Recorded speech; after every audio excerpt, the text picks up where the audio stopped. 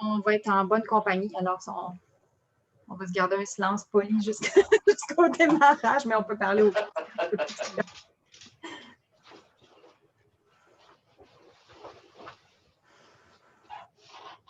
Bonjour à tous ceux qui se joignent à nous. Donc, on va prendre quelques minutes pour admettre les participants. On débute vers 9 heures.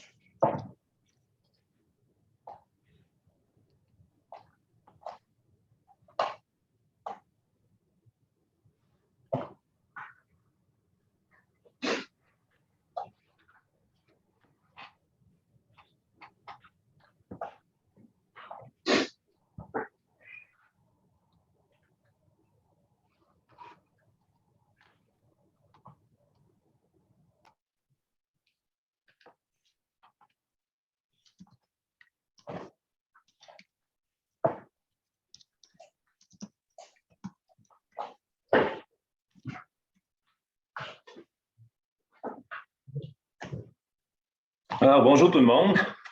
Il est 9 heures. Fidèle à notre habitude, on commence à l'heure. Bienvenue à cet événement du Carrefour Logistique. Est-ce que tout le monde m'entend? Oui? Bon, OK. Je vois des visages familiers, certains collègues, des invités.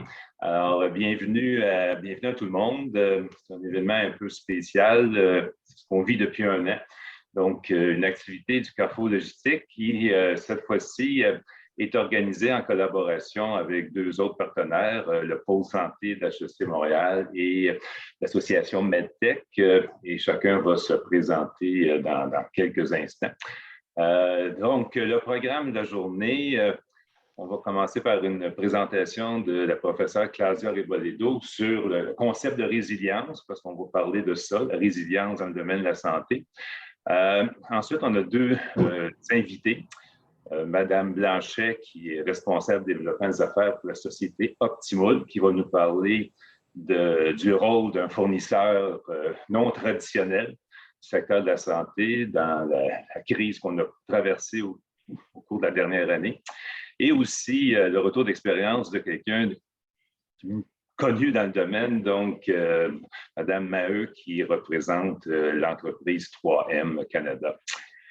Par après, Martin Beaulieu et moi, on va parler un peu des résultats d'une enquête qui a été réalisée par un groupe de professeurs, chercheurs et étudiants à la maîtrise sur justement les moyens mis en œuvre par nos entreprises québécoises à travers cette crise. Et ensuite, il y aura une occasion pour tout le monde de poser des questions. Durant la présentation, si vous avez des questions, vous pouvez toujours les afficher dans le clavardage. On ne va pas y répondre nécessairement tout de suite, mais on peut les conserver pour la fin. Alors, prochaine diapo. Donc, le Carrefour Logistique en 2 minutes. C'est un organisme qui fait le lien entre l'industrie, les experts de la logistique, de la chaîne d'approvisionnement dans le secteur industriel, commercial, et les chercheurs, les étudiants à HEC Montréal. Et l'idée, c'est de s'arrimer. Comme vous savez, la logistique, c'est très large. On en retrouve dans le domaine de la santé, mais il y en a également dans les sociétés manufacturières, dans le transport, etc. Bref, on veut réunir ces gens-là autour d'une table avec nous et discuter des enjeux qui sont les plus pertinents. Et suite à ça, bien, on organise 2-3 événements par année, dont celui-ci, pour justement faire le point, éclairer un peu ces enjeux-là, voir qu'est-ce que les chercheurs ont à dire, qu'est-ce que les gens du milieu apportent comme contribution.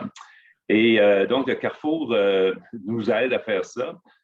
Prochaine diapo, le Carrefour, c'est qui? Bien, vous voyez, on a une table des gouverneurs qui est composée de représentants de ces entreprises-là, des VP supply chain ou des présidents dans certains cas, comme chez Robert Transport. Et ces entreprises nous aident plus particulièrement pour justement mettre en place là, nos programmes, ajuster nos activités, donner des stages à nos étudiants, produire des projets de recherche. Je ne vois pas le sigle. Il y a Hydro-Québec, évidemment, qui fait partie de ça aussi. Donc, on va passer à notre prochain partenaire, prochaine diapo, à MedTech. Je vais demander à M. Larose de brièvement nous expliquer qu'est-ce qu'ils font, puis c'est quoi leur rôle dans la société, M. Larose. Merci beaucoup, M. Roy. Donc, bonjour tout le monde. Ça me fait plaisir en tant que vice-président de MedTech Canada, le regroupement des entreprises du secteur des technologies médicales au pays. Donc, moi, je m'occupe des affaires de l'association ici au Québec. Ça me fait plaisir toujours là, de collaborer et de rendre possible des événements comme celui-ci, surtout quand c'est organisé par mon alma mater de deuxième cycle. Donc, toujours un grand plaisir. MedTech Canada, en quelques mots, ben, nous sommes vraiment l'organisme, l'association qui promouvoit un environnement d'affaires le plus propice à la croissance du secteur des technologies médicales, là, qui comprend les entreprises dans le domaine des dispositifs, des équipements médicaux, des fournitures évidemment, mais aussi des applications numériques. Et essentiellement, nous, on vise à s'assurer que les politiques publiques, mais aussi toutes les questions qui entourent non seulement les affaires, mais aussi les stratégies pour l'intégration des innovations dans le réseau de la santé soient les plus efficaces possibles. Puis on essaie bien sûr de représenter au meilleur de nos capacités nos membres, s'assurer que ces entreprises-là puissent avoir le plus de succès ici au Québec et au Canada. Donc, nous sommes la voix de l'industrie, puis aujourd'hui, on espère bien entendre des choses qui vont vraiment nous permettre d'améliorer notre réflexion pour faire avancer nos relations. Merci beaucoup. Merci, M. Larose. Alors, vous parlez quand même un peu du pôle santé. Alors, pour ce faire, je vais demander à Ariane-Hélène de nous dire un mot ou deux sur le pôle santé. Bonjour. Donc Ariane-Hélène Fortin, chargée de projet au pôle santé. Le pôle santé a été créé il y a un peu plus de 10 ans pour mettre ensemble en commun une vingtaine, 20-30 professeurs, peut-être plus aujourd'hui, de différentes disciplines de gestion de la santé autour des questions de gestion de la santé, du système de santé, mais également des questions de santé au travail de façon large et globale. Et puis, nos activités se concentrent autour de 3 axes, entre autres la recherche-action, les formations et les projets de transfert, donc que ce soit de l'accompagnement d'organisations ou des événements comme aujourd'hui de diffusion. Voilà, je m'arrête ici. Merci. Merci beaucoup. Alors, on va passer à la prochaine diapo. Alors, maintenant, on va assister à la présentation de ma collègue Claudia Reboledo. Claudia est professeure titulaire, comme vous voyez, au département de gestion des opérations de la logistique. Elle est notre spécialiste en gestion des approvisionnements. Elle s'intéresse à différents secteurs. Elle a un intérêt pour le secteur aéronautique, évidemment, depuis un an, comme plusieurs d'entre nous, s'est activé beaucoup dans le secteur de la santé. Et je pense que ça vaut la peine de mentionner aussi qu'elle a lancé un nouveau micro-programme en gestion stratégique de l'approvisionnement, ou plutôt en approvisionnement stratégique. Et donc, sans plus tarder, je vais lui donner la parole. Flavia. Merci Jacques. Et bonjour à tous. Et donc, au plaisir de vous rencontrer ce matin. Donc, un bon chercheur, on va commencer par définir la résilience, qui est un concept assez large qui a été appliqué dans plusieurs domaines. Donc, on a retracé des papiers sur le sujet, puis on est allé vraiment, on a découvert que la résilience, on l'appliquait partout. On parle de la résilience des systèmes, des pays, des régions, des personnes. Puis on parle évidemment des résiliences des organisations. Donc, voici un article que Martin a pu retracer à 1978 déjà. On parlait de résilience. Suivant. Et donc, mais qu'est-ce que c'est la résilience? Donc, ça, c'est toujours lié à cette capacité de rebondir qu'ont les êtres humains, les organisations, les systèmes. Et donc, il y a plein de synonymes et c'est toujours une caractéristique positive. Et si on parle plus de la recherche en résilience spécifiquement dans le contexte des chaînes logistiques, donc c'est un sujet qui a gagné de plus en plus d'intérêt, on comprend, et ça va continuer. Et donc c'est plus un sujet dont on parle à partir des années 2000, et de plus en plus on essaye d'abord de les définir, mais aussi de comprendre comment est-ce qu'on peut accroître la résilience et qu'est-ce qu'on peut apprendre de ces événements qui touchent les organisations et leurs chaînes logistiques. Donc, passons à la définition. Donc, voici ce qu'on a trouvé comme définition. Donc, c'est vraiment lié à cette capacité de rebondir. Et donc, c'est la capacité d'une organisation de survivre, de s'adapter, de croître face à des turbulences de l'environnement. Donc, il est clair qu'en contexte de la chaîne logistique, la résilience d'une organisation va dépendre de la résilience de sa chaîne. Donc, on peut parler de la chaîne en amont, évidemment, les fournisseurs des fournisseurs, en aval, les distributeurs et ainsi de suite.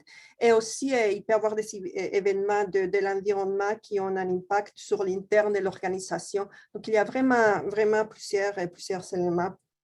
Lorsqu'on parle de turbulence, donc il y a plusieurs événements qui nous viennent en tête. Ça, c'est ici, on parle des événements très, très significatifs qu'on a tous en souvenir et qui ont eu un impact sur les chaînes logistiques partout au monde. Mais on parle de résilience aussi par rapport à des événements en apparence plus anodins, comme des incendies, des accidents, des greffes très spécifiques qui peuvent avoir un impact très fort sur certaines chaînes logistiques. Donc, tous ces événements ont nécessairement un impact sur la chaîne logistique. Ça peut être un impact sur un maillon de la chaîne, donc ça peut être un transporteur, un fournisseur, un maillon.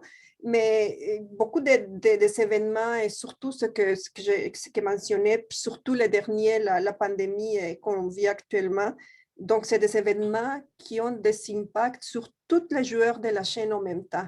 Donc, pour n'importe quelle organisation, c'est vraiment difficile de rebondir ou d'être résilient face à des événements de cette nature. Et ce qui est surprenant aussi, c'est que parfois, l'impact vient d'un maillon qu'on ne connaissait même pas. Par exemple, c'est un fournisseur qui est fortement impacté par la turbulence.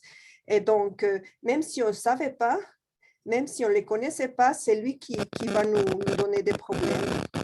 Ces événements ont finalement un impact sur le client final parce que là, ils peuvent compromettre notre capacité à fournir nos produits et nos services dans l'état et les conditions que nos consommateurs demandent. Donc, suite à de telles crises, évidemment, on se demande qu'est-ce qu'on peut faire, est-ce que ces situations peuvent être évitées, comment mieux réagir. Ces crises sont tous des tests de notre chaîne logistique, donc des tests qui nous font trouver les problèmes, réaliser ce qu'on n'avait pas vu auparavant. Et la question toujours est comment on se prépare à la prochaine crise. Donc, ça, c'est la question. Donc, selon les types de crises, il y a beaucoup de stratégies qui se proposent. Donc, est-ce que je dois diversifier mes sources d'approvisionnement? Peut-être s'approvisionner tous au même endroit où il peut y avoir un tremblement de terre. Et là, ce n'est pas une bonne idée. Mais qu'est-ce qui arrive lorsqu'on a une pandémie qui a des impacts partout au monde? Est-ce que ça nous aide diversifier si finalement on est tous affectés? L'autre stratégie ou question de laquelle on parle beaucoup dernièrement, c'est la production locale. Est-ce que ça pourrait être la solution? Mais on sait tous que ça peut aussi créer des problèmes, puis ça ne protège pas nécessairement, mais ça peut être une partie de la solution. Et on parle souvent, puis on attaque souvent les stratégies juste à temps, comme dans la recherche de l'efficience, on peut avoir oublié un peu cette flexibilité. Donc, on parle beaucoup de ces solutions, donc diversifier les sources d'approvisionnement, avoir des capacités de production excédentaires qui nous donnent cette flexibilité, cette possibilité de réagir rapidement. Et vraiment, la solution est plus simple, en tout cas en apparence, que se maintenir des stocks supplémentaires. Donc, ça, c'est des solutions possibles. Mais là, c'est qui prend le leadership de ces actions? Parce que la chaîne, vous comprenez, ce n'est pas une organisation. Donc, c'est des organisations qui collaborent. Et donc, qui prend les leadership, qui mène, puis ensuite, surtout, qui assume les coûts de ces actions. Parce qu'ajouter la flexibilité, la résilience en système, ça a des coûts. Et donc, quand il y a la crise, on est très content d'avoir assumé ces coûts, mais si ça va bien, ou si la crise se présente ailleurs, qui va assumer ces coûts? Puis on pourrait tenter d'éliminer ces coûts aussitôt que la situation devienne plus normale, si on veut. Après, on parle de maintenir des stocks. Oui, ça sonne simple, mais de quoi, stock de quoi exactement, à quel endroit, et comment on gère ces stocks pour s'assurer qu'ils sont prêts quand la crise arrive. Et finalement, puisque la résilience de la chaîne va dépendre des fournisseurs, donc comment est-ce qu'on peut travailler avec les fournisseurs avant la crise pour s'assurer qu'ils sont là pour nous aider? Il ne faut pas oublier que les fournisseurs appartiennent à plusieurs chaînes. Donc oui, ils sont aussi les fournisseurs de mes compétiteurs. Donc comment je fais pour qu'ils soient moi et l'organisation avec qui ils vont faire affaire pendant la crise et pas mes compétiteurs. Donc, c'est des choses qui se discutent et qui c'est possible de travailler avant la crise, parce que pendant la crise, c'est la panique pour tout le monde. Donc, voilà, c'est plus des questions que des réponses. Donc, aujourd'hui, on va essayer de discuter des solutions qui pourraient être intéressantes pour la prochaine crise. Merci beaucoup, Claudia. Encore une fois, si vous avez des questions, on pourra les prendre après, durant la période de questions générales. Donc, on va passer à notre prochaine conférencière. C'est donc Catherine Blanchet qui est responsable du développement des affaires chez Optimul et Crazy Foil. Je suis sûr qu'elle va vous expliquer en quoi ça consiste, quelles sont ces entreprises. Elle possède un bac en génie de Polytechnique et elle a un parcours assez diversifié. Elle a travaillé... j'ai perdu mon... Mais c'est pas grave. Elle va nous expliquer elle-même ce qu'elle fait, puis son expérience en quelques mots, et surtout son expérience par rapport à la dernière année et les initiatives qu'ils ont mis de l'avant. Alors, sans plus tarder, je vous laisse la parole, Catherine. Merci, M. Beaulieu. Bonjour à tous. Oui, je me présente, Catherine Blanchet. Effectivement, j'ai été dans la région de Montréal les 20 premières années de ma carrière, donc participé au démarrage du Nivalar, les anciennes sociétés de valorisation. Donc, je suis ingénieure. Et je suis maintenant entrepreneur, donc je suis au développement des affaires, mais ce sont mes entreprises dont on va parler ce matin. Donc, entrepreneur depuis 2012. Alors, ce que je vous raconte aujourd'hui, je vais témoigner d'une histoire de quelqu'un qui n'était pas dans le domaine, comme M. Beaulieu nous disait, et qui on est, d'où on est parti et aujourd'hui, où est-ce qu'on en est avec tout ça.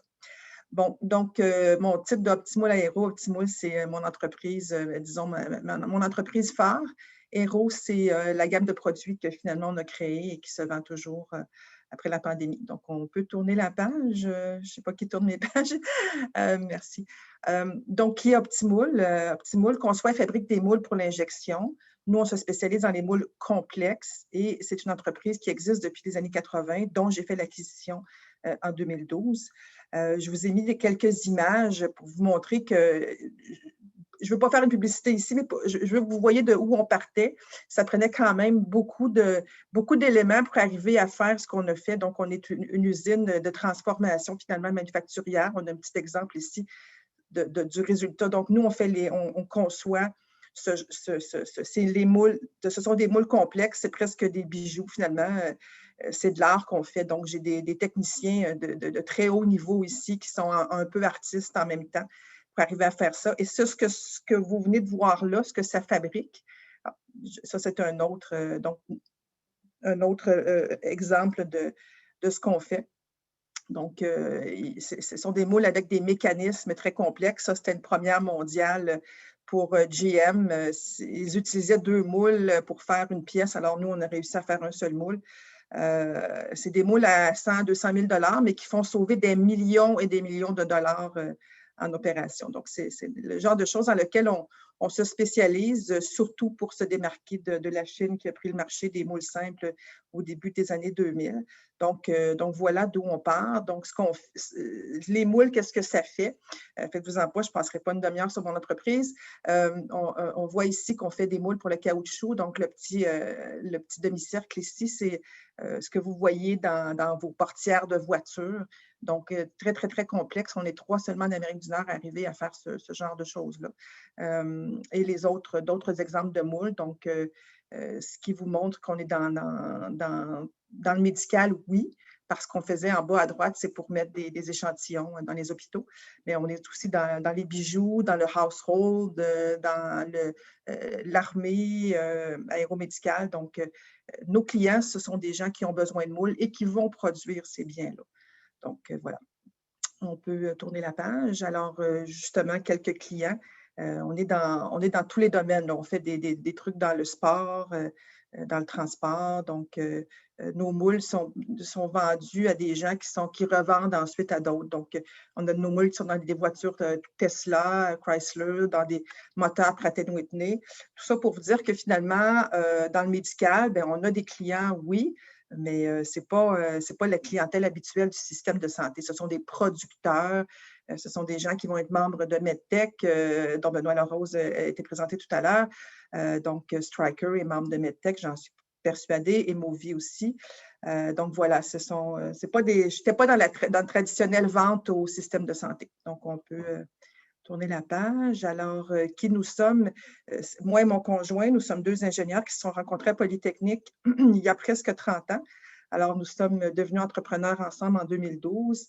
Et puis, on a passé toute notre carrière avant d'acheter l'entreprise en recherche et développement. Du côté de mon conjoint Serge, recherche et développement vraiment du côté procédé, mise au point de nouveaux produits.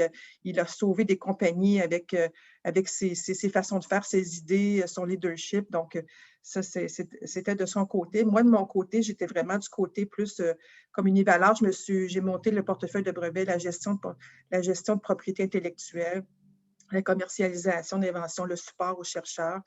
Donc, nos 2 forces mises ensemble font qu'on fait une bonne équipe d'entrepreneurs. Voilà, on tourne la page. Et on a créé aussi, donc on avait l'expérience de créer des produits pour d'autres entreprises. Et en 2015-2016, on a créé notre propre produit, donc le produit qu'on peut mettre en marché nous-mêmes. Alors, ça vient de nos passions pour l'eau, pour l'aviation. On a créé ce produit-là qui permet d'attacher. C'est un hydrofoil. Mon produit, c'est ce qui est en haut à gauche, les pièces détachées que l'on voit, que vous pouvez installer sur une planche, soit un wakeboard ou si vous faites derrière un bateau, ou si vous faites du kite, vous l'attachez après votre planche qui existe pour voler au-dessus de l'eau. Donc, on a créé ça en 2015-2016, inspiré des gros catamarans de course qui maintenant sont au-dessus de l'eau et même les catégories olympiques maintenant vont être avec des hydrofoils. flotter sur l'eau directement, ça ne sera plus à la page. Donc, pour vous montrer aussi qu'on avait l'expérience de la mise en marché, fabrication, mise en marché de nouveaux produits.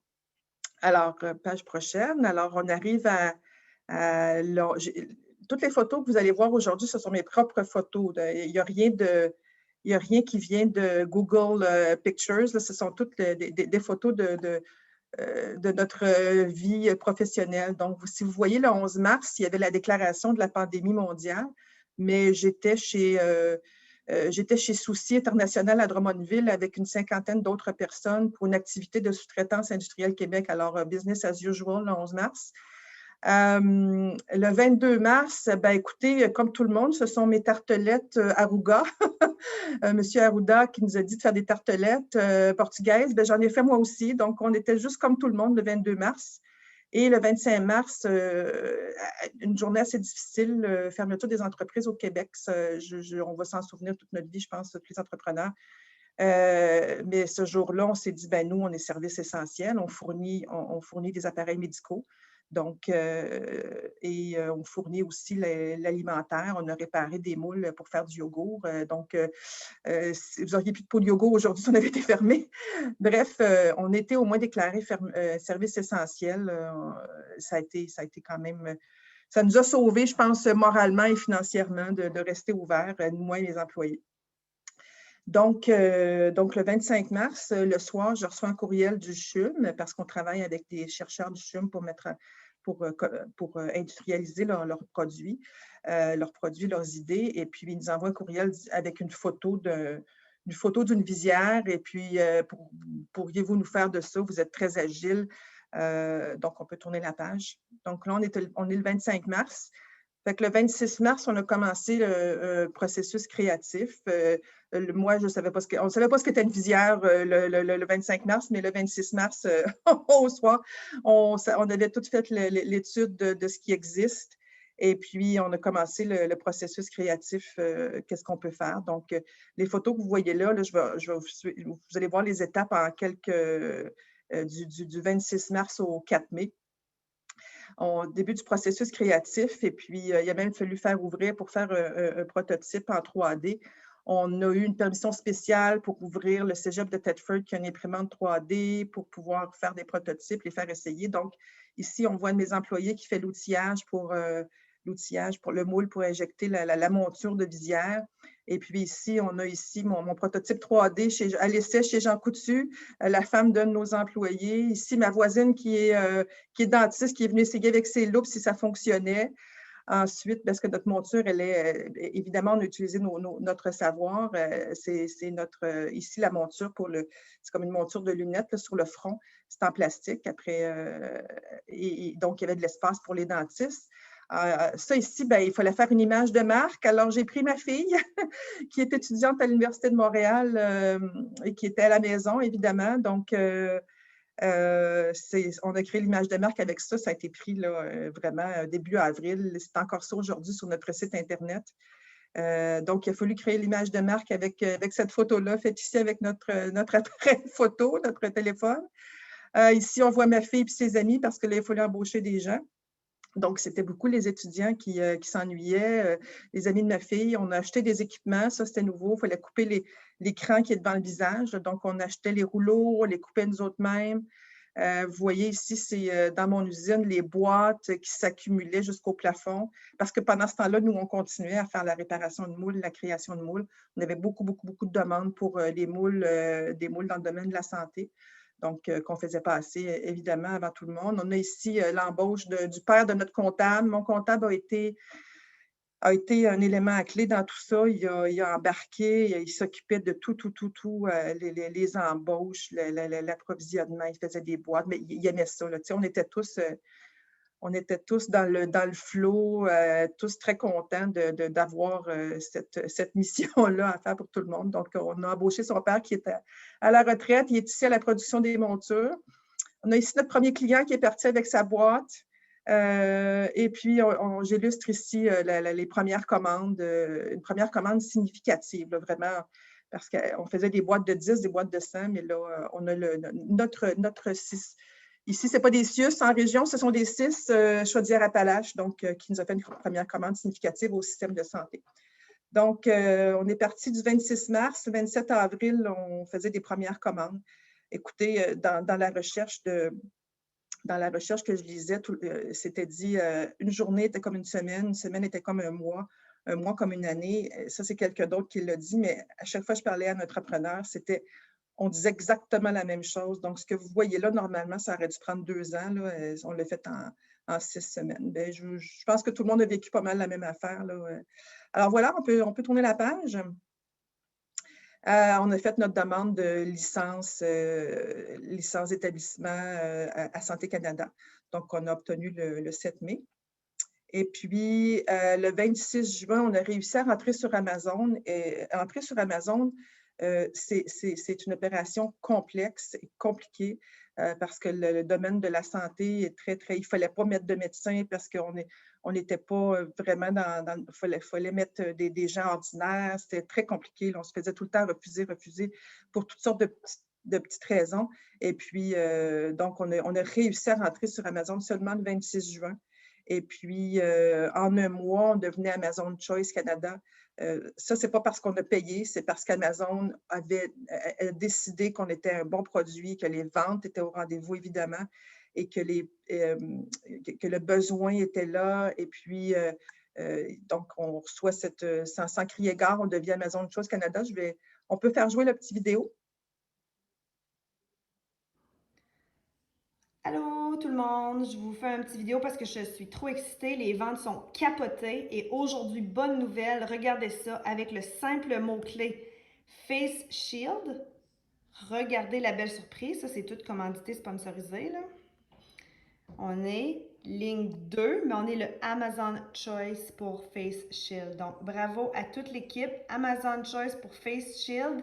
C'est extraordinaire avec la concurrence qu'il y a présentement. Donc, je viens de parler avec Nelson du service à la clientèle, puis on est comme dans les meilleurs vendeurs présentement. Donc, chapeau. Voilà. On peut changer de page. On a aussi même créé un deuxième produit le 1er octobre. Parce que là, les visières au début, les masques n'étaient pas très, très populaires. Je ne sais pas si vous vous souvenez, au début, on ne portait pas de masque.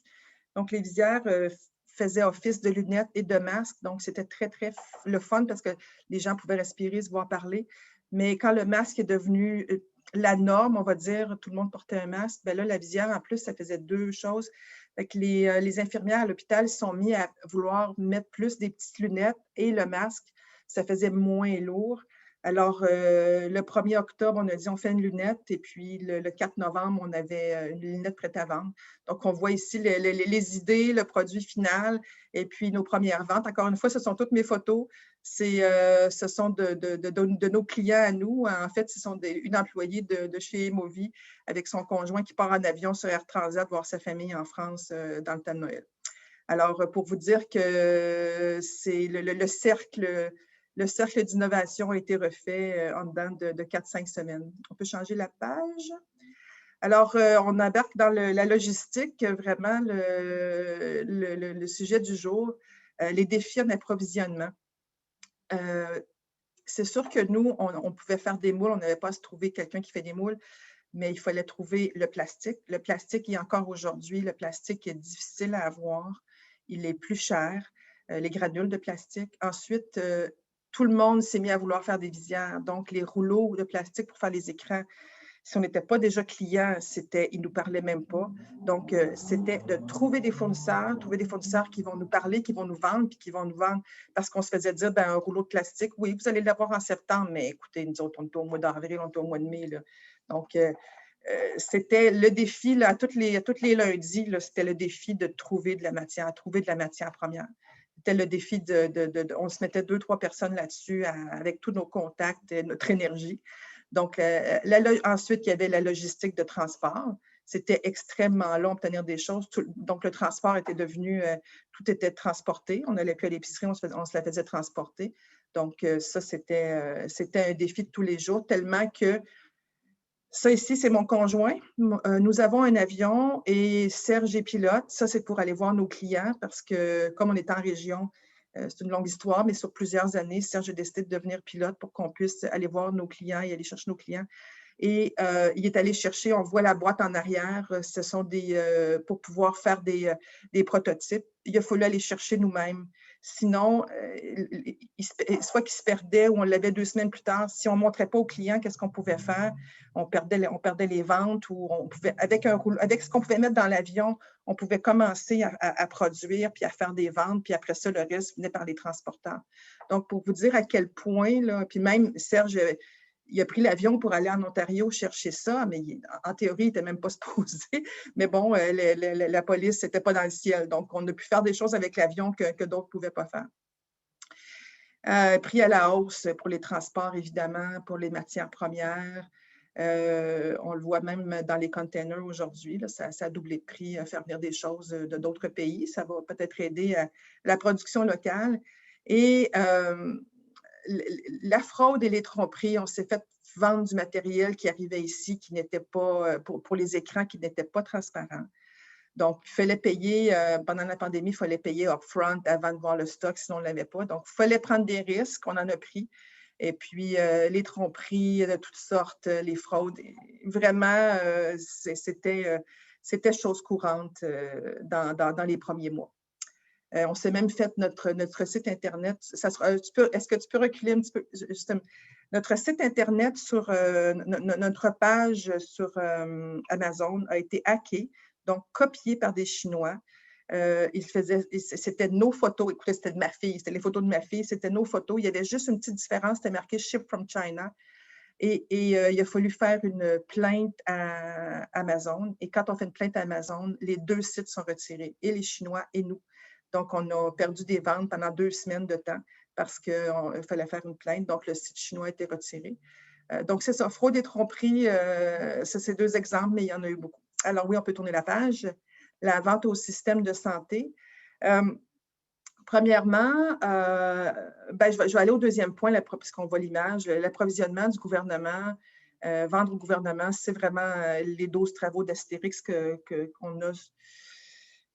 On partait de rien, on ne savait pas c'était quoi vendre au système, au gouvernement. Donc, on a fait le Je contribue, on a rencontré le député, on a fait des téléphones. Évidemment, Internet existe, on voit les regroupements d'achats, mais après ça, on a réussi des fois, on nous posait des questions, remplissez tel formulaire, on le remplissait pour dire on a des visières. Nous, on a toujours dit aussi, on a toujours mis le prix le plus bas possible pour montrer que c'est possible. On aurait pu vendre 3 fois le prix, mais on a décidé de mettre le prix le plus bas possible. Puis on savait les prix pré-pandémie qui arrivaient en Asie, on faisait les mêmes prix. Donc, on avait les prix, on avait tout ce qu'il fallait pour vendre, mais c'était impossible. Ceux qui nous ont achetés, ça a été notre 6 ici parce qu'ils étaient plus proches. On a réussi à leur parler, puis ils ont pris une chance. Ils se sont ouverts, puis ils nous en achètent encore aujourd'hui. Mais vendre au gouvernement, c'était comme leur parler, avoir une conversation, c'était impossible. C'était encore les 12 travaux d'Astérix. Fait que voilà. En plus, les visières, ce qui existe, le gouvernement ou les grandes entités qui veulent faire des appels d'offres, ils veulent se attacher à des normes, mais ils ont aussi des syndicats, ils ne veulent pas que la CSST, ils ne veulent pas qu'il y ait quelque chose qui arrive quand ils achètent quelque chose. Les spécifications pour une visière, c'est juste contre des éclaboussures d'eau, finalement, de microbes, ça n'existe pas. C'est juste des normes pour les impacts de projectiles, la soudure, ce genre de choses-là. Donc, personne ne savait ce qu'il voulait. Et finalement, à la fin, il prenait les normes et il écrivait les normes, donc balistiques, les normes très complexes, des grosses visières. Puis finalement, à la fin, il achetait ce qu'il y a de moins cher. Parce qu'il n'y a personne qui pouvait respecter ça. Donc, il achetait ce qu'il y a de moins cher. Puis il se retrouvait encore avec des choses fabriquées en Chine. Donc, les défis de vente du système de santé, c'était ça. L'appareil complexe. Et puis aussi, les hôpitaux pouvaient faire du gré à gré, mais elles devaient aussi respecter les contrats avec les grands distributeurs. Donc, ils avaient déjà des contrats sur plusieurs années. Quand leur fournisseur pouvait leur fournir, il fallait qu'ils achètent d'eux pour respecter les contrats. Mais quand le distributeur, le fournisseur habituel ne pouvait pas fournir, là, il pouvait faire du gré à gré. Donc, c'est là que j'ai réussi à force de travailler, j'ai réussi à avoir certaines craques, le cas où, ils ne pouvaient pas avoir du gouvernement ou de leur fournisseur, et puis je pouvais faire des ventes à ce moment-là. Les appels d'offres sont publics, mais les appels d'offres du gouvernement sont parfois sur invitation. Donc, à force de frapper à des portes et de faire des démarches, j'ai finalement été invitée à la fin de l'année 2020. Mais je dirais que mes ventes ont été extrêmement décevantes et maigres de ce côté-là. Voilà. Tournons la page. Les chiffres, je vous dirais, Hero, c'est le nom qu'on a donné à notre gamme de produits. Je sais que ça ne s'écrit pas comme ça, mais ça faisait anglais-français. Alors, nous avons vendu au total 850 000 unités. Et ça, je vous parlerai c'est à peu près d'une dizaine de mois. Donc, on est parti de zéro, on a vendu 850 000 unités. C'est un succès. C'est sûr qu'on aurait voulu faire plus, on aurait pu faire plus. J'aurais pu en vendre 2-3 millions facilement. Si j'avais eu des meilleures entrées, des meilleures oreilles auprès de notre système de santé. La répartition des ventes, système de santé, quand même 88 et puis autres, donc Amazon et tous les autres, 12 Parce que finalement, les gens comme moi qui ne sont pas les fournisseurs habituels, ce que ça a fait, c'est que les fournisseurs habituels se sont concentrés sur le système de santé. Et tous les autres étaient laissés pour compte. Donc, système d'éducation, les entreprises, il fallait qu'ils mettent des visières, mais ils n'en trouvaient pas. Donc, on a pu aider le Québec à se procurer des visières.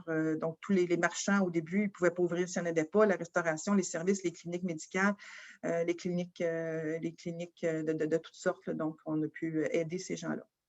On peut tourner la page.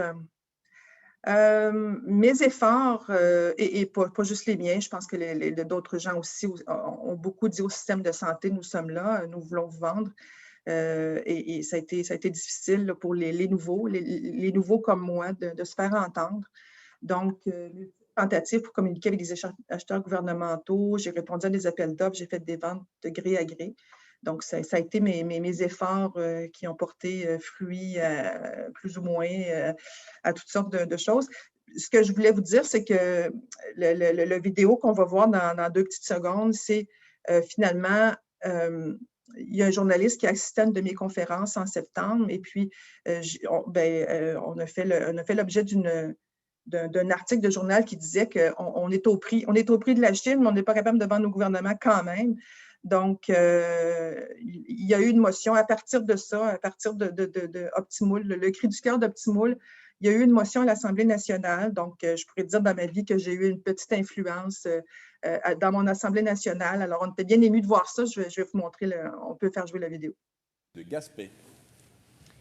Monsieur le Président, je sollicite le consentement des membres de cette Assemblée afin de présenter conjointement avec le ministre de la Santé et des Services sociaux, le député de Néligan, le député de Rosemont et la députée de Marie-Victorin la motion suivante.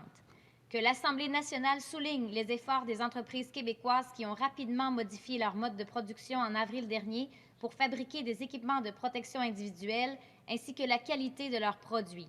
Qu'elle rappelle qu'elles ont ainsi répondu à un cri du cœur du premier ministre et fait preuve de diligence en mettant leur ingéniosité et leur productivité au service de notre communauté.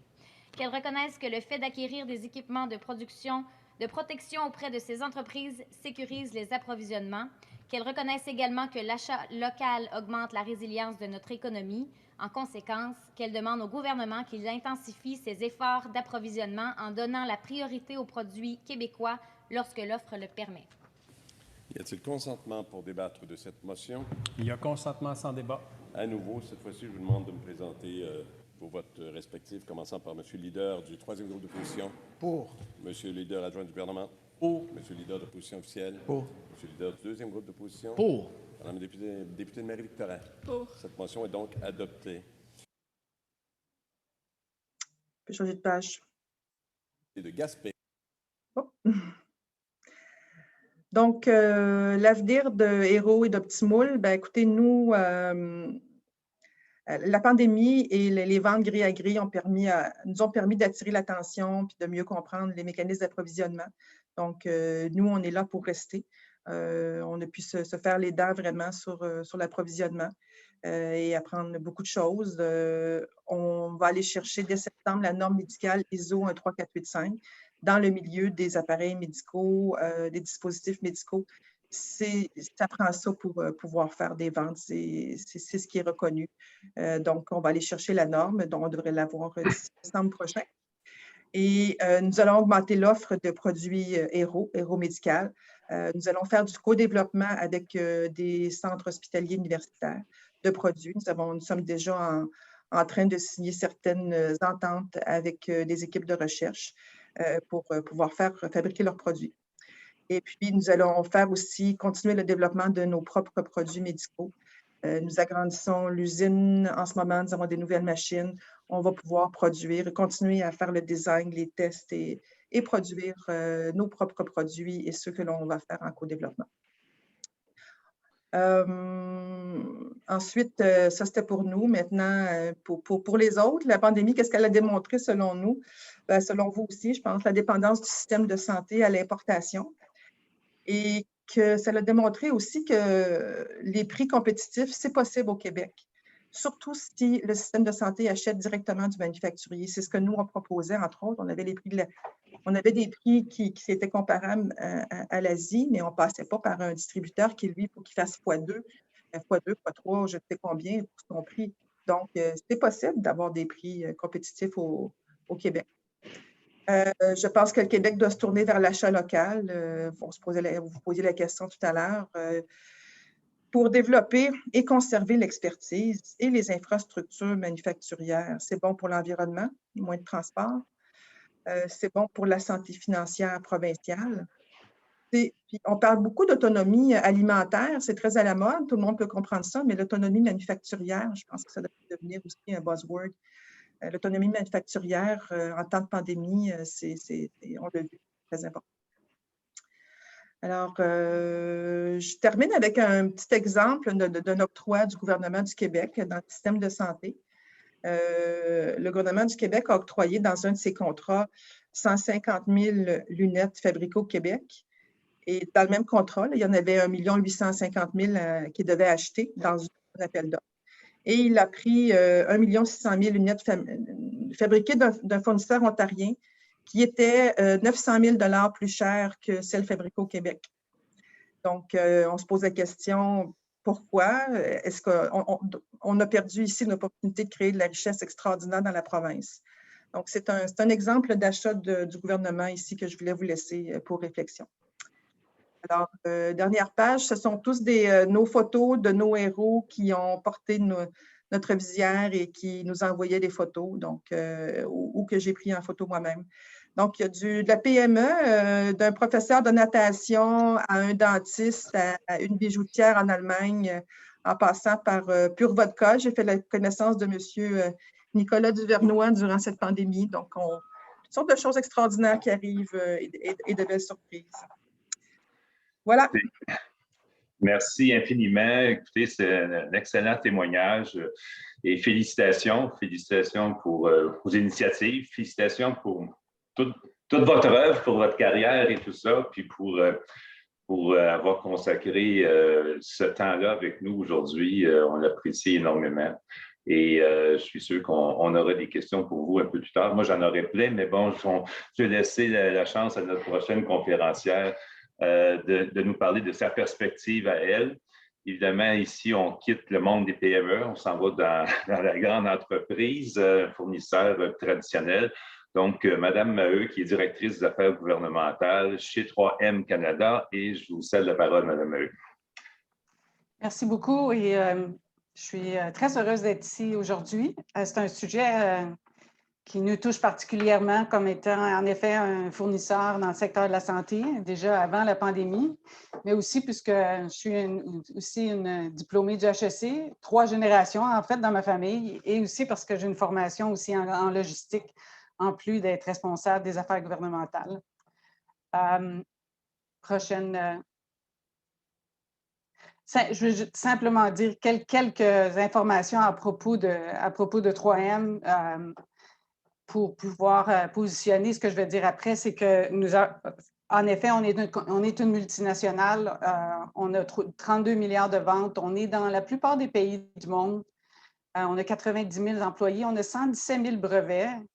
Et au Canada, on a été fondé en 1951. On a environ 2000 employés. On a 8 usines de fabrication, 3 centres de recherche et développement dans le pays, un centre de distribution et on a certaines succursales aussi à travers le pays. J'ai amené cette image particulièrement parce que ça, c'est les forces fondamentales de 3M. Et quand on est entré dans la pandémie, c'est important de voir ça parce que ça nous a aidé finalement à répondre à la pandémie et à répondre à la demande mondiale. Parce que la fabrication, c'est une des forces de 3M. Et 3M, le modèle de 3M, c'est de fabriquer nos produits. Alors, on n'achète pas nos produits en général de d'autres fournisseurs, on les produit nous-mêmes. Et le corps de nos brevets, que je mentionnais il y a une seconde, viennent de nos usines de fabrication et la capacité, évidemment, à l'échelle mondiale. L'autre chose que je voulais mentionner, c'est que notre modèle de fabrication, en général, c'est qu'on fabrique de façon régionale. Ça veut dire qu'on fabrique en Amérique pour l'Amérique, on fabrique en Asie pour l'Asie, on fabrique, par exemple, en Europe pour l'Europe. Alors, on ne fabrique pas en Chine, par exemple, pour l'Amérique. Ça aussi, c'est important de mentionner ça parce que ça va expliquer un peu comment on a répondu aussi pendant la pandémie. Prochaine. Alors, en général, on est un peu méconnu comme entreprise. On est dans 4 grands secteurs de l'économie. Et avant la pandémie, le secteur qui était le plus connu, c'était le secteur des consommateurs. Les post-it et le scotch tape étaient vraiment comme les produits qui étaient le plus connus de 3M, alors que le secteur de grande consommation est probablement, je pense, le plus petit secteur, en fait, de 3M. Le plus grand secteur est celui de la sécurité industrielle. Mais quand la pandémie est arrivée, ça a mis une lumière, évidemment, sur tout ce qui est protection individuelle, mais surtout protection respiratoire et encore plus sur les N95. Alors, en général, on a environ 55 000 produits, mais la pandémie, évidemment, a mis la lumière sur les N95. Prochaine. Fait que l'expérience quand on regarde ce qui s'est passé au niveau de la pandémie et on regarde ce que l'Organisation mondiale de la santé a publié comme information, on voyait déjà en janvier et en février qu'on aurait un problème au niveau de l'équipement de protection individuelle. Et comme compagnie, évidemment, mondiale, on voyait déjà ce qui se passait en Asie, on voyait déjà ce qui se passait en Europe. Et on a commencé à parler aux instances gouvernementales qu'on voyait une pandémie qui arrivait, on voyait qu'on aurait des pénuries d'équipements de protection individuelle.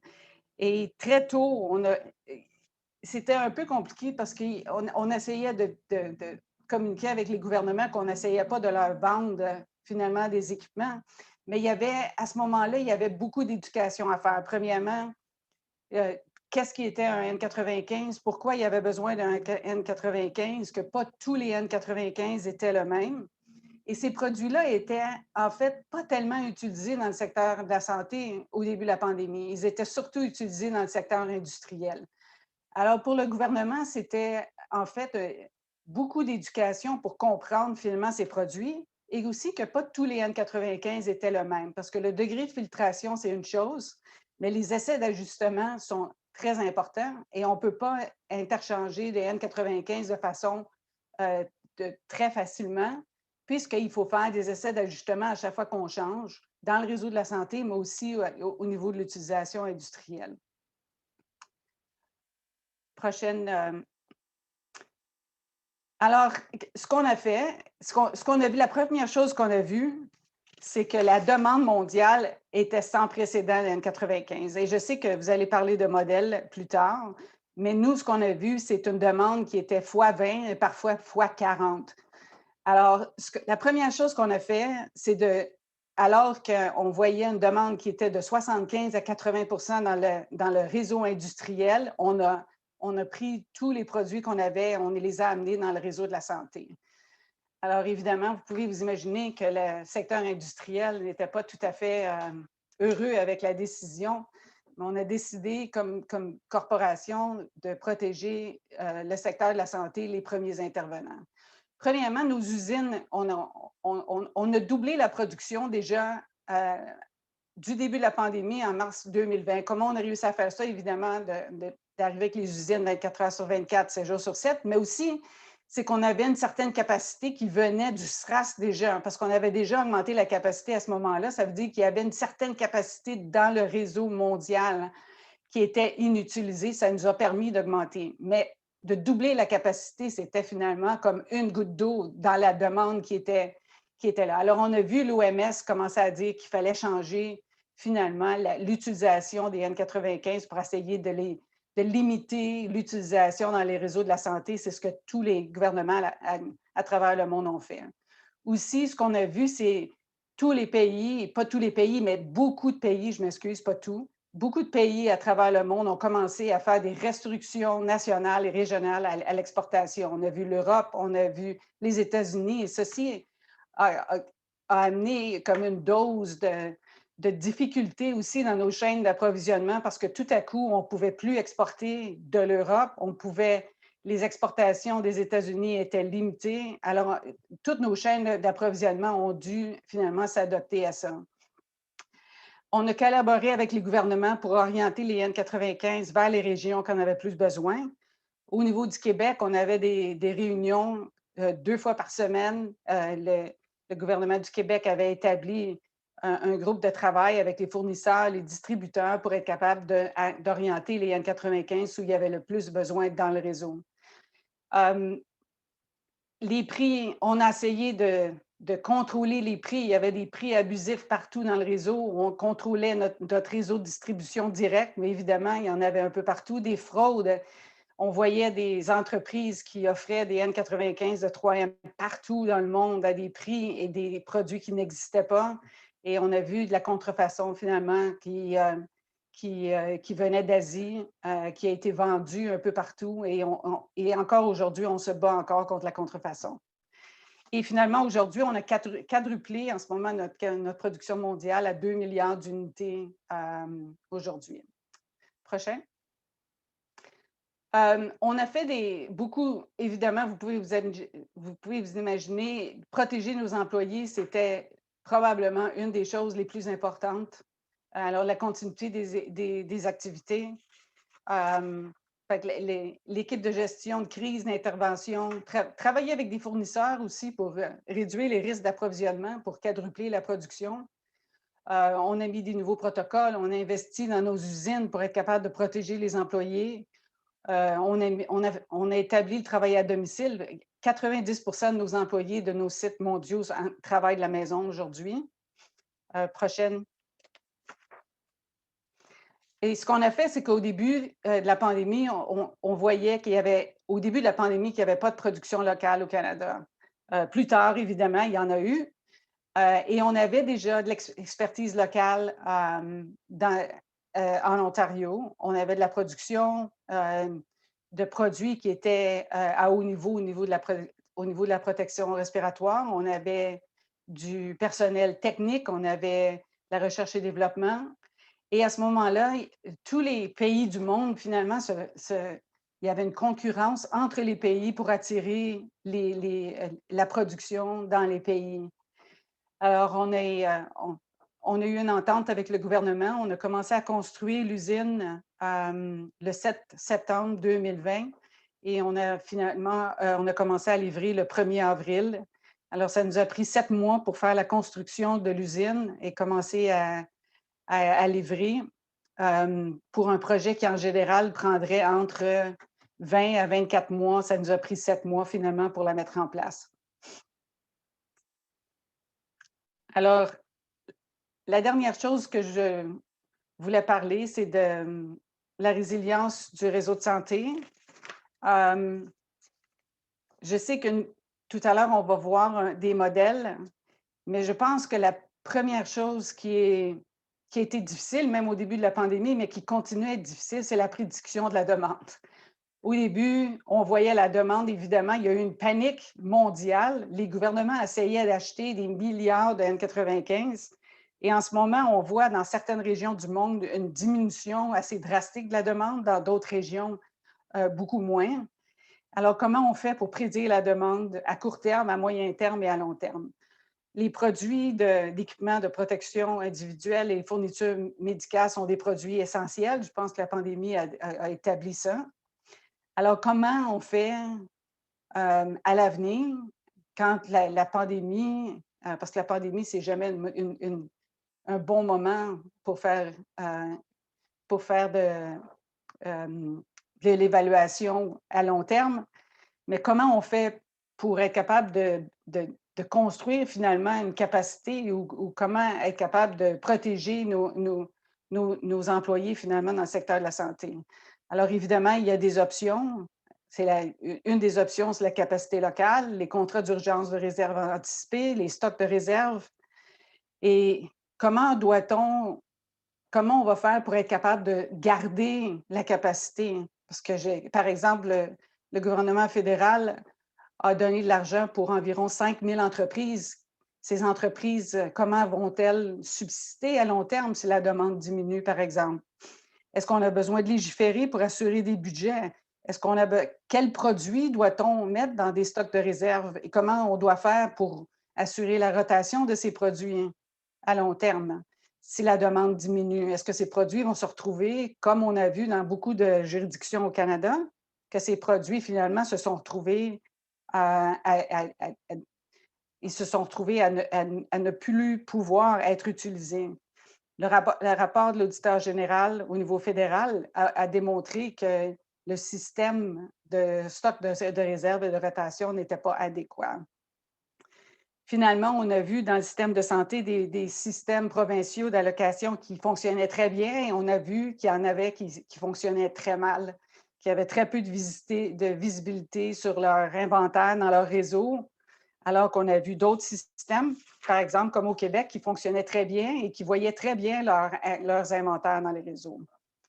Alors, je sais que nous sommes toujours en gestion de crise et que finaliser la réponse dans la pandémie, c'est toujours un mauvais moment, mais il reste beaucoup de modèles à établir et le gouvernement devrait faire encore beaucoup plus de réflexion sur la façon qu'ils veulent fonctionner à l'avenir. Merci. Merci beaucoup. C'était très, très bien. Et ça donne une perspective différente, évidemment. Alors, je ne sais pas si on peut passer la prochaine diapo. Beaucoup des commentaires que vous avez faits, Mesdames Maheu et Blanchet, on va revenir là-dessus. Puis, je suis très content de ce que j'ai entendu.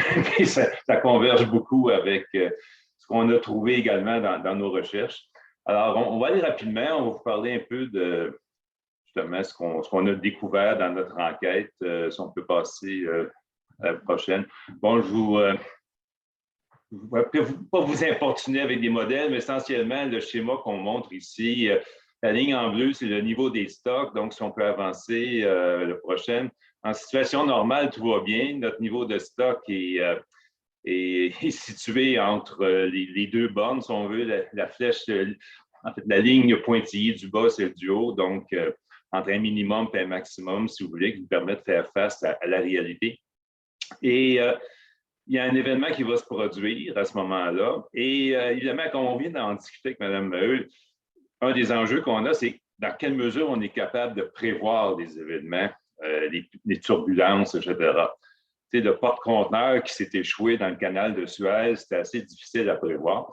La pandémie, par contre, disons, je garderai une petite gêne là-dessus. On vient d'entendre chez 3M, ils savaient, eux autres, dès janvier, que la situation était assez critique. On a entendu la même chose de distributeurs. Donc, je pense que les fournisseurs du réseau étaient au courant que la situation était sérieuse. Et je pense que nos gouvernements devraient être un peu plus à l'écoute de leurs fournisseurs pour voir venir les crises comme ça, pour interpréter les signaux qu'eux ont déjà identifiés là, de première main. Bon, donc on arrive dans la crise, que ce soit un navire qui s'échoue ou la pandémie. Et là, évidemment, tout de suite, on a un impact sur nos stocks et on a un effet parfois qui est multiplié par la panique. Hein. On a vu l'épisode des papiers de toilette là, dans les centres d'achat. Un peu la même chose s'est produite dans notre système de santé. Et donc, notre niveau de stock va diminuer à un point critique. Et même quand la situation cesse, quand on a fini par débloquer le navire du canal de Suez, on a continué à ressentir les impacts de cet événement-là. Et évidemment, on continue de ressentir aussi les impacts de la pandémie, sauf que cette fois-là, comme on le disait tantôt, on peut se retrouver dans certains cas avec des surplus de stock alors qu'on était en pénurie il y a quelques mois. Donc, la récupération, c'est la phase dans laquelle on a vécu dans la deuxième partie de l'année dernière, jusqu'à ce qu'on revienne à une situation, prochaine diapo, qui est à peu près normale, mais on subit encore des perturbations. Pour ceux qui connaissent, on est un peu là, dans les effets bullwhip de tout ça, là, donc dans les vagues. Et ça va prendre un certain temps avant que tout ça se stabilise. Et ça nous amène aussi à réfléchir. On a vu Mme Blanchette qui suggérait, on devrait peut-être avoir recours davantage à des fournisseurs locaux. Chez 3M, on décide d'investir dans les nouvelles usines pour être capable de répondre à la demande encore plus rapidement, plus efficacement. Donc, est-ce qu'on devrait changer de nos façons de faire? Je pense que c'est des questions pertinentes. Si on peut passer à la suivante. En fait, qu'est-ce qui s'est passé pendant la pandémie? On le sait déjà beaucoup. On a vu une augmentation, nos deux conférencières nous en ont parlé. En fait, le marché a augmenté de façon drastique.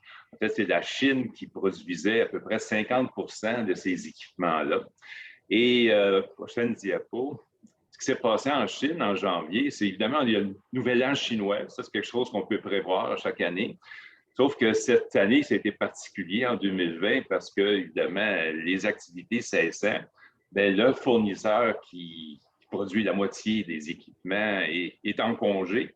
Et au retour de congé, il est confiné parce que, essentiellement, la région de Wuhan est la principale zone de production des pays. Alors, c'est ce que certains ont appelé la tempête parfaite. On a une épidémie qui se déclenche dans cette région-là. On ferme la ville, le nouvel an chinois ensuite. Ensuite, on est confiné. Donc, on est pour plusieurs mois sans être capable d'avoir accès à cette capacité de production. Heureusement, il y a 3M aux États-Unis qui a échappé à ça pour un certain temps. Mais on voit quand même que globalement, sur la planète, ça a provoqué une pénurie importante. Prochaine diapo. Donc, à la fois, il y a ce problème au niveau de la capacité, mais en même temps, on a une augmentation fulgurante de la demande. On le voit ici, on est passé de quelque chose comme 80 millions d'unités à 290 millions, donc une consommation mensuelle qui a presque triplé, en fait plus que triplé pendant cette période-là. Prochaine, au Québec aussi, ce qu'on consommait dans une année, maintenant, on le consomme en 4 semaines. Alors, il n'y a personne qui peut réagir à de telles augmentations de la demande de façon subite et imprévue. Donc, si on revient à la diapo suivante, notre schéma, dans le fond, ce qui se produit, c'est non seulement il y a une chute dans la disponibilité des stocks, mais c'est accompagné d'une augmentation subite et très importante dans la demande. Donc, les deux phénomènes se conjuguent, dans le fond, pour donner lieu à la situation qu'on a vécue. Et malgré tout ça, on l'a vu avec la résilience de certaines entreprises, initiatives de PME qui ont réussi en quelques semaines à produire des équipements qu'ils ne faisaient pas auparavant, et aussi à des entreprises de plus grande taille comme 3M qui ont doublé et ensuite quadruplé leur capacité de production. Donc, on n'est pas resté les bras croisés. Puis nous, on ne cherche pas à trouver des coupables, on cherche à comprendre ce qui s'est produit pour essayer de proposer des façons de faire pour la prochaine fois, qu'on soit moins pris, ça c'est mon dada à moi, là, qu'on ait une meilleure veille, pour qu'on voit venir un peu ces événements-là, et ensuite qu'on ait des plans qu'on puisse mettre en œuvre rapidement pour y faire face. Et c'est ce dont on va vous parler, Martin. Martin Beaulieu va prendre la suite pour vous parler des études qu'on a réalisées. Alors, Martin.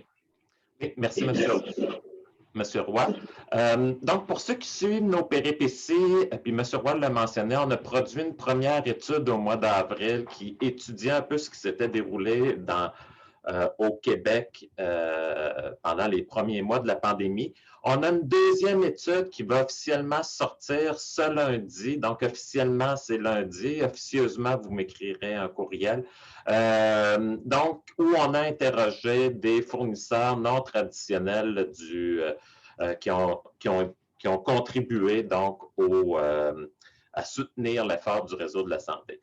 2 secondes pour dire que ces différents travaux-là ont été soutenus financièrement, soit par le Centre de productivité et de prospérité d'ici d'HEC Montréal, une subvention du partenaire du CRSH, mais surtout une initiative pan-canadienne qui a été financée par les Instituts de recherche en santé du Canada, une initiative pilotée par Anne Snowden, donc la personne avec la plus grosse photo, qui a réussi à monter une équipe pan-canadienne. Je dois dire que le Québec a une bonne représentativité à l'intérieur de cette étude, de cette équipe de recherche-là.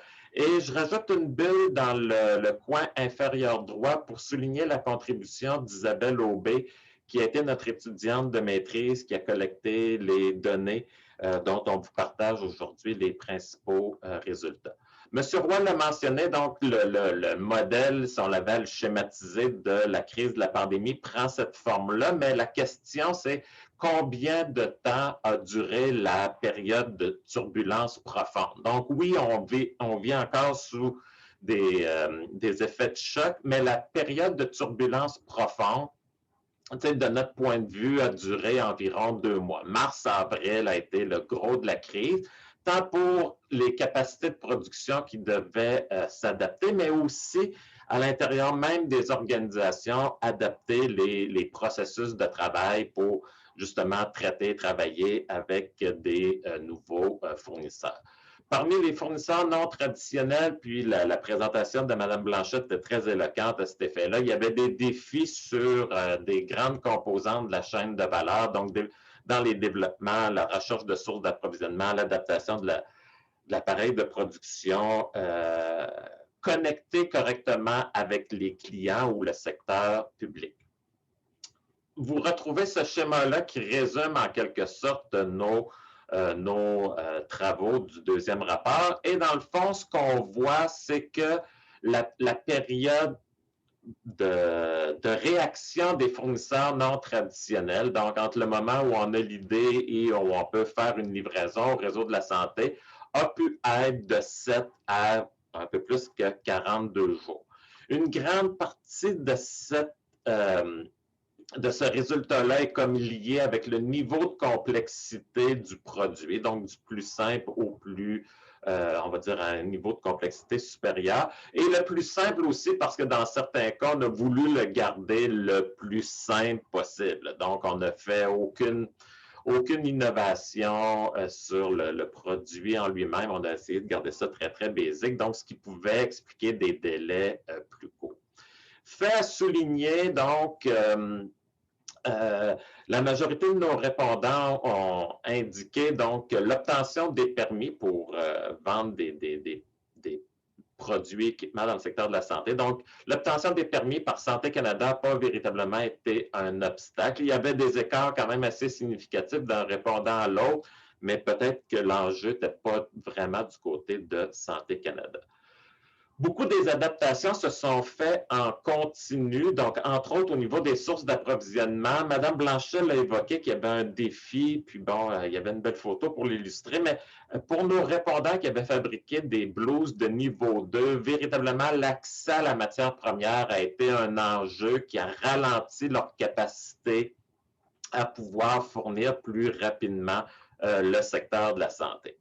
De la même façon, puis encore une fois, Mme Blanchet l'illustrait aussi, puis Mme Maheu également. Donc, il n'y avait pas juste le réseau de la santé qui a levé la main pour avoir des EPI. Le gouvernement fédéral a lancé des appels d'offres assez significatifs. Les entreprises dites essentielles, pharmacies, détaillants en alimentation, ont aussi besoin d'EPI et certains de nos répondants ont souligné qu'ils auraient aimé en faire plus pour le réseau de la santé, mais que leur capacité de production avait été accaparée par d'autres clients qui avaient réagi plus rapidement.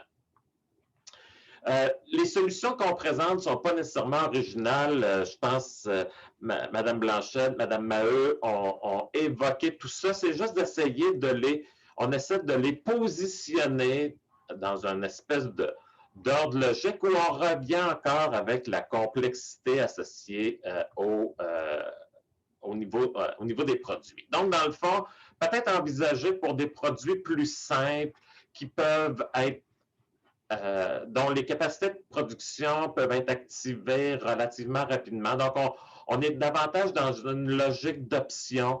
On a déjà identifié ces options-là et potentiellement déjà négocié ces options-là. Donc, ces options, on va les activer quand la demande va sortir, on va dire, de son réseau ou de ses schémas plus normaux. L'autre élément qu'on voyait, dans le fond, je reviens avec les blouses de niveau 2, mais je pense entre autres à ce que Mme Blanchette disait, est-ce qu'on est nécessairement obligé de stocker des produits finis? Si on dit qu'il faut se préparer pour la prochaine crise dans 10 ans, mais est-ce que dans 10 ans, les normes sur les équipements ne risquent pas de changer? Et à ce moment-là, si on stocke un produit fini qui risque d'être, dans le fond, hors norme dans 5 ou 10 ans, bien là, on n'est peut-être pas plus avancé. Tandis qu'un produit, une matière première peut avoir plus de stabilité. On peut profiter aussi des marchés anticycliques pour les acquérir à ce moment-là, les fournir à des transformateurs, des producteurs, là, et donc de réduire notre prix ou notre coût total pour le réseau de la santé. Les deux dernières solutions, donc oui, c'est une question de stock, donc il faut du stock de sécurité pour des produits plus complexes qui demandent plus de temps en termes de réaction. Mais je vous dirais la différence, surtout en matière de N95, là où on parle davantage pour la N95 de date d'expiration. Donc, il y a peut-être lieu de travailler avec les fournisseurs plus traditionnels pour qu'ils deviennent le point de stockage assurant ici la rotation des stocks. Donc, on le voit, il y a une déclinaison des solutions aussi avec l'intensité de la relation d'affaires. Tu sais, je trouvais les propos de Mme Blanchet intéressants. Donc, on va travailler avec avec certains établissements. Donc là, on est davantage dans une logique de collaboration. Donc, ce qu'on ne peut pas envisager pendant une crise, donc déjà réfléchir à cet aspect-là. Donc, pour la période de questions, je me prends encore 1 ou 2 secondes juste pour signaler ce qui a déjà été évoqué. On a écrit cet article-là, M. Roy, puis avec d'autres collaborateurs, en regardant, dans le fond, d'autres pandémies ou d'autres crises que le secteur de la santé a vécues, les solutions qui ont été mises de l'avant. Puis Claudia l'évoquait aussi. Est-ce que finalement, quand on revient à la normale, est-ce que tout à coup les surcoûts qui viennent avec la résilience, on va encore les assumer? Et donc, à cet effet-là, il faut s'assurer que les solutions qu'on met de l'avant vont tenir la route à long terme. Ce que nous, on entrevoit surtout, puis bon, il y aurait mille autres choses à raconter, mais les fournisseurs non traditionnels ont besoin de prévisibilité. En tout cas, c'est peut-être un message qui ressortait beaucoup des entretiens menés par notre étudiant. Et les fournisseurs traditionnels peuvent offrir autre chose qu'uniquement des produits. Ils ont une expertise, M. Roy l'évoquait, ne serait-ce que par une visibilité sur des événements qui peuvent survenir. Donc, juste sur cet aspect-là, il y a peut-être autre chose sur lesquelles on peut contribuer. Donc, j'imagine, je ne sais pas s'il y a des questions, je vais laisser M. Roy et Ariane piloter les prochaines minutes. Merci, Martin. Écoutez, pour terminer, je vais quand même prendre connaissance de quelques commentaires sur le clavardage et questions.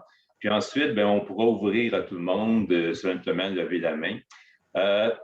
C'est intéressant. On a un commentaire ici de Karine Patry qui nous parle de son expérience dans le secteur aéronautique et des difficultés qu'ils ont eues d'approvisionnement, notamment avec des produits 3M. Mais bon, je pense que c'est un peu un témoignage de la crise que tout le monde a traversé pour des équipements auxquels on ne pensait pas et qui soudainement sont devenus critiques.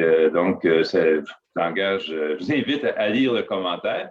On a une question ici aussi sur le CAG. Le CAG, qui est un nouvel organisme, c'est le Centre d'acquisition gouvernementale, pour ceux qui l'ignorent, et qui va maintenant être responsable pour l'acquisition au nom de différents départements pour toutes sortes de produits, notamment dans le domaine de la santé. Et la question est un peu pointue. On parle de contrats commerciaux et de politique de confidentialité. En fait, on se demande, est-ce que finalement, on ne devrait pas adopter, comme ailleurs en Norvège, une loi sur la transparence?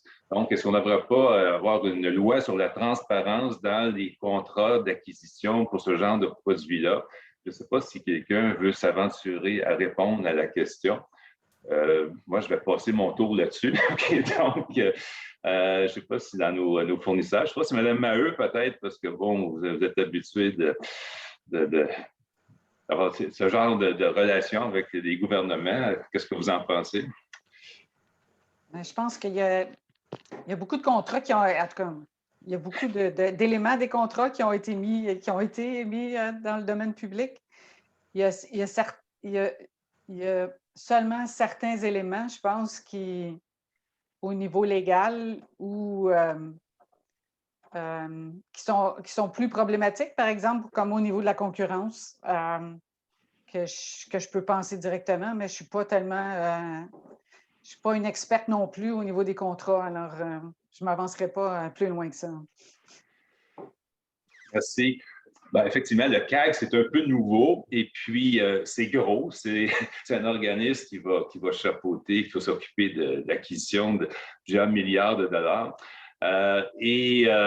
Tout ça dans un contexte, comme on le voit, là, qui est un peu turbulent. Et je pense que nous, notre réflexion comme universitaire, c'est de regarder justement c'est quoi les politiques d'achat des gouvernements qui devraient être peut-être adaptées à l'avenir pour être plus résilients, justement. Et ça, c'est le genre de recherche que ma collègue Claudia, Martin et compagnie vont réaliser dans les prochaines semaines.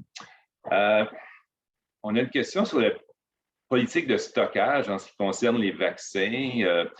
On semble dire que le gouvernement a une politique de stockage pour les vaccins. Et, Jacques, oui. mon collègue me dit que les gré à gré sont publiés déjà sur SEIO. Ah, OK. Voilà. Merci, Martin. Alors, la question est réglée. OK. Donc, on a notre réponse. Je vous invite, si vous avez des questions, vous pouvez tout simplement lever la main ou la poser vous-même. Moi, je préfère ça de loin à passer par des clavardages. Ça, c'est mon côté traditionnel, avec préférence en présentiel. Okay? Alors, j'ai bien hâte qu'on quitte les Zooms de ce monde et qu'on organise des conférences face à face, comme on le faisait dans le bon vieux temps. Mais gênez-vous pas, vous pouvez lever la main ou tout simplement ouvrir votre micro puis poser votre question, juste vous identifier et dire, bon, voici. Oui, Martin Lavoie, peut-être? Oui, c'est ça. Je l'attendais à... Excusez, je m'appelle Martin, je suis avec Exportation Développement Canada. Puis je m'intéresse justement à la question des résilience des supply chains, mais aussi au côté exportation, parce que je pense qu'il y a beaucoup de gens qui se sont lancés dans ce marché-là. Il va falloir qu'ils trouvent des marchés à l'extérieur pour soutenir leur capacité de production. Je voulais revenir un peu à vos stratégies en ce qui concerne le stockage. Je me disais qu'il y a beaucoup des produits qui sont fabriqués, comme Catherine mentionnait, avec des moules en moulage par injection plastique. Mais est-ce que le gouvernement ne pourrait pas comme donner des contrats pour que certaines compagnies gardent des moules en stockage? Ça pourrait peut-être être une avenue, parce qu'il y a beaucoup, comme on pense par exemple, tout ce qui était les écouvillons pour faire les tests en moulage. On pense aux masques, Il y a même des masques N95 réutilisables qui ont été faits aussi en moulage par injection plastique. Je me dis c'est quand même une méthode de fabrication très, très populaire dans le médical. Je me disais, si on stocke les moules déjà à la prochaine pandémie, on va avoir une bonne longueur d'avance. C'est une bonne question. Je ne sais pas si Élise, Catherine, en fait, les deux, je pense que vous êtes interpellés par cette question-là. Ben, écoutez, nous autres, c'est sûr que le moule, les moules, ça se garde, c'est le savoir-faire, c'est tout le réseau de distribution aussi. S'il y a une ouverture, à ce qu'on soit en backup toujours, ce n'est pas un problème. Nous autres, le moule, il est là, le savoir-faire, il est là. Maintenant, il faut que le reste suive aussi.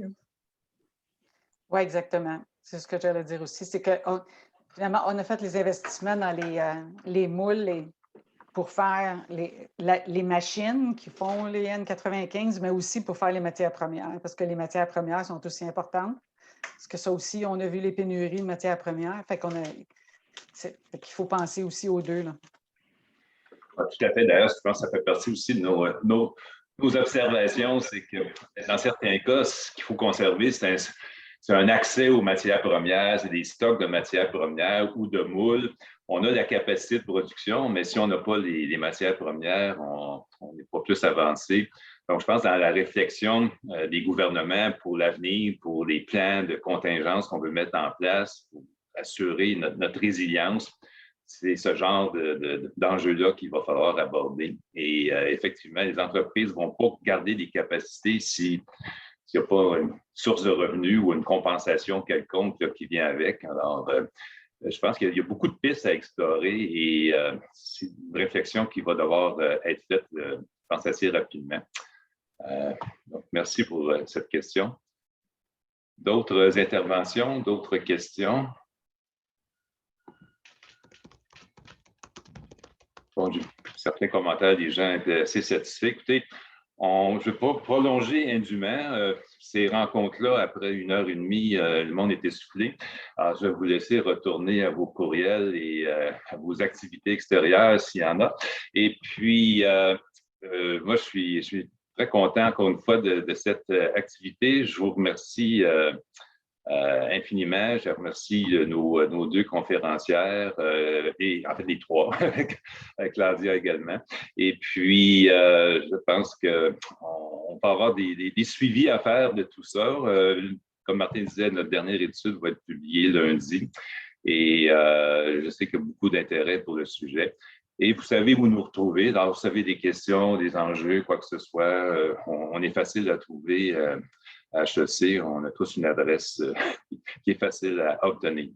Donc voilà, je sais qu'il y a des commentaires qui continuent, alors ils sont bienvenus. Et puis, merci à tout le monde et on se revoit probablement à l'automne, idéalement en présence dans un autre événement.